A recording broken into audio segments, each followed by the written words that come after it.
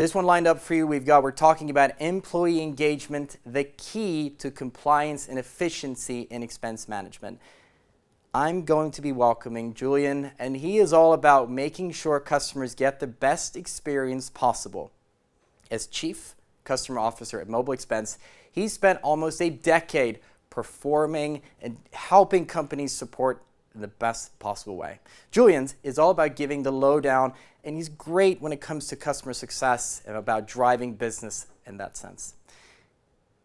If you want to hear all about the human side of technology, you're going to want to lean into this presentation. Julien, welcome. The floor is all yours, my friend. Thank you, Chris. Good morning, everyone. Welcome. Hi, Chris. As Chris mentioned, my name is Julien. I'm currently the CCO at Mobilexpense, and I know I'm the last speaker between you and the break, so I'll try to be as crisp as possible. And there is one thing my team and I are caring for at Mobilexpense is making sure our customers are successful. And in the small world of customer success, there is something that we are all striving for, is engagement. We are all talking about how can I get my customer engaged, how can I make sure that I raise the engagement, how can I engage with my peers and colleagues. This is a big thing, and as a means of an introduction today with you, I would like to reflect a little bit as a starting point on what is engagement exactly. I believe we all have a deep feeling of what engagement means for each and every one of us, but I think it's a bit more difficult to define precisely. So I try to put something a bit there, because is engagement like being involved into something? Is it just being involved, or do I really need to be motivated into doing something? Or is it something that has something to do with focus, that I need to really give in some attention, some time? Do I need to contribute? Or even bigger, do I need to be an active participant into whatever activity, event, community I'm participating in? Shall I go one step further? Is it about dedication? Or is it simple about doing something and enjoying what I'm doing? Do I need to trust the people with whom I'm engaging? Or is it even further, is it about loyalty? And I think we all have our own interpretation of engagement. Personally, I believe it's a bit of all of those. Maybe for you it's just a few of those words, maybe it's all of them, maybe it's none of them. But ultimately, I would say, and for the sake of argument today, we're going to all agree with me that engagement is first and foremost about connection and relationship. And it can be connection about, someone, a brand. Arguably, before being engaged in life, it's good to have a relationship first, in some specific cases. We can have a connection with a specific product, with a specific brand. For those who know me, I'm a runner, and I have a favorite running brand when it comes to shoes. It's called ASICS, and my first connection with that brand was because of their mindset. It's like, oh, well, they have a good mindset, something that talks to me. And obviously they make good product as well, so that helps, also being very, very engaged. But it was important to first get hooked there and get this connection, and then I developed my own relationship with that brand. There is something about that is important, not only as a supplier in front of a customer or with your friends, families, and peers, but it's also important within your organization, and how to make sure not only you're engaged with, as I was mentioning at the beginning, your customer, for example, but also how your colleagues and employees and teammates are engaged inside your organization. Because if there's one thing we love in customer success, is engagement, but is also being data-driven. And that's why we refer to a few important points, and I have a few stats for you today. Engaged employees are 60% less likely to make mistakes compared to disengaged employee. That's a study from Gallup, and that's huge. That's really significant, because on top of that, it has also been proven by HR Drive that disengaged employee cost about 30% more than engaged employee to an organization. And this cost can come from non-compliance, error, sometimes fraud. It's not only people making mistakes, but it's also the time you spend to correct those mistakes, the time you spend to do additional training, the time you spend to make sure that those people get engaged. And it's not a magic pill. You have to find the right way of doing so, because otherwise, yeah, it costs time, it costs money in the end, and it has a significant impact on how you run your business. So how do we raise engagement? Well, I'm glad you asked. In travel and expense management, because that's our main topic today, we have identified 3 main pillars in which you need to focus if you want to raise the engagement of your teammate internally. Policies, training, and the tool you use. Policies. First of all, you need to have a clear policy, fair policy, and very importantly, easy to find. It is extremely important that your colleagues, employee, and teammate can find a T&E policy, that they know what they can expense, how they can expense it, how is the workflow, how is the process. It needs to be fair, because as an employee, when I read the policy, I need to make sure that, well, the policy is fair for me as for everyone else in the company. And it needs to be clear. I don't need to think. I don't need to be like, oh, but can I do that or not? Yes, no. It needs to be crystal clear. By having such a policy, you can raise the compliance by up to 30%, which is huge. It's massive because, again, don't forget that raising engagement and which will raise the compliance, will save you time and will save you money in the end. The next one is training. We all give training, especially to new employees when they arrive, and they have tons of tools that they need to review and they need to learn how to use, and rules and policy and how the company is working, the organization, and blah, blah, blah. And we give them a training on each and every tool here and there. Well, that's nice and all, but we all know after a couple of hours, even days, weeks, and months, we lose a lot of what we learn, especially if we don't use it on a regular basis.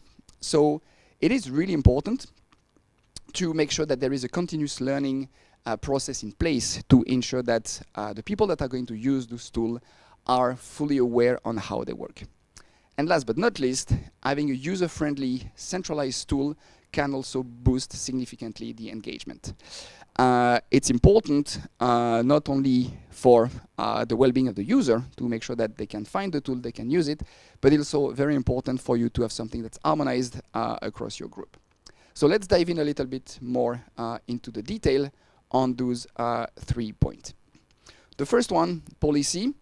First and foremost, do not hesitate to leverage the knowledge of your provider. And I would argue that's true for any tool. Internally, you have HR tool, ERPs, CRM, whatever.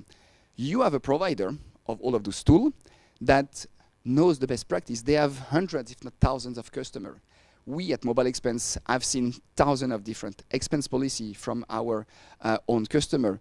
We have seen the one from our peers. We know what's working in the expense industry and in the travel industry. So really leverage the knowledge of your supplier and provider, because they can help you refine and build your policy so you can have the best on the market. And I'm sure you have a good internal policy. You can make it better with the support of your provider. So very, very important, leverage the knowledge of your provider. It's their core business. It's not yours. So don't hesitate to use them. Once you get that, align your policy with your company value. It's nice to have a very standardized best practice policy, but does it fit with your company value? Maybe you are a company that's lean a bit more into trust, that you want to have a policy that's a bit more lenient. Or maybe you care a bit more about control because you are in an industry that requires that level of control. So you need to align it with your company value. And also very, very important, something that's really dear to our heart in the customer success world, align it with your goal and success metrics.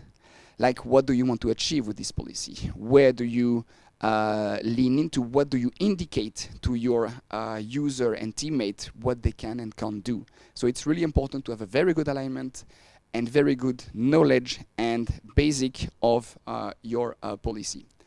And I will insist again, this policy needs to be easy to find. So as a user, I don't need to search on all intranet or whatever in someone's computer what is the latest version of the policy. It needs to be easy to find, accessible, it needs to be fair, it needs to be clear. Next point, about training. Again, leverage the training option of your provider, and it's true for all of the tool you're using.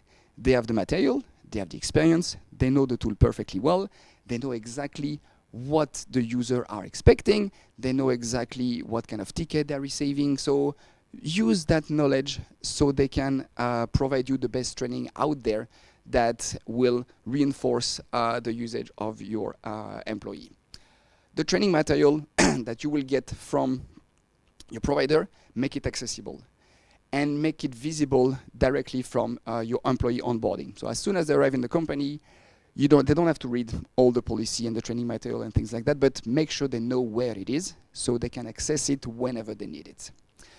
And last but not least, recognize that internally you have some champion. You have some people that know the tool very well and that can help and support their colleagues for small questions.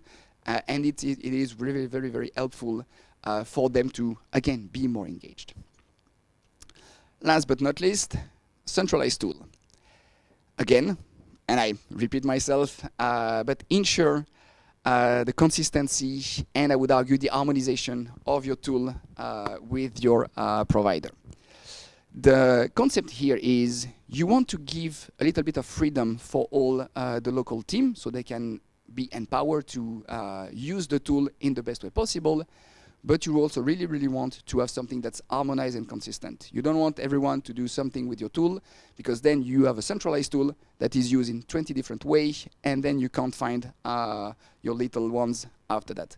So it's really important to ensure that with the support of your provider, you have something that makes sense, that is user-friendly and usable locally, but also makes sense globally. And that's where your, again, provider can help you. Get the engagement metric. We all do some satisfaction survey internally on how do you like that tool, is that tool good, how do you find this and this and that. That's good, but satisfaction is not the same as engagement. And your provider has the engagement metric.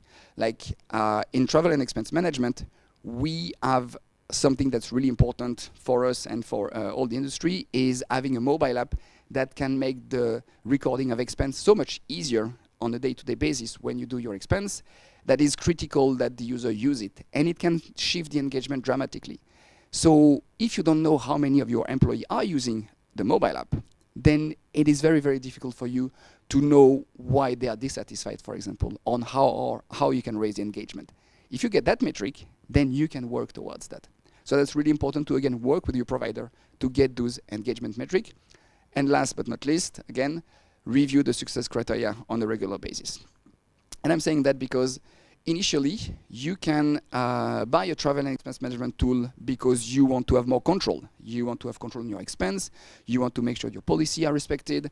You want to make sure you are compliant with the law. And that's really important for you. Okay, nice. You implement the tool. You use it for a couple of years. It does what it should do. Works great. Then after a few years, you realize that this tool is actually a very good asset for your team member, that it makes their life easier. It raises their engagement. They're happier using that tool than having an Excel sheet or just bringing paper receipt. Use that to review your success criteria, because at some point you're like, okay, I have a good control. Maybe there was too much control. Maybe we can be a bit more, maybe we can empower a bit more our colleagues. Maybe we should focus a bit more on user happiness and user friendliness of the tool. Maybe we should shift a little bit our success criteria, because that will be really important for you and for your supplier to know what is the criteria you aim to, so you can use the tool in the best possible way. That's it. That was my little presentation about how raise the employee engagement using a travel and expense management tool. Julien, that was incredible. Well done. There's so many great insights. Q&A, I've heard that you are very much going to take in all your questions and you will be able to answer those behind the scenes. Amazing. Yeah. Looking forward to doing that. So thank you so much for sharing all your insights. And yeah, thanks for sharing. My pleasure, Chris. Thanks.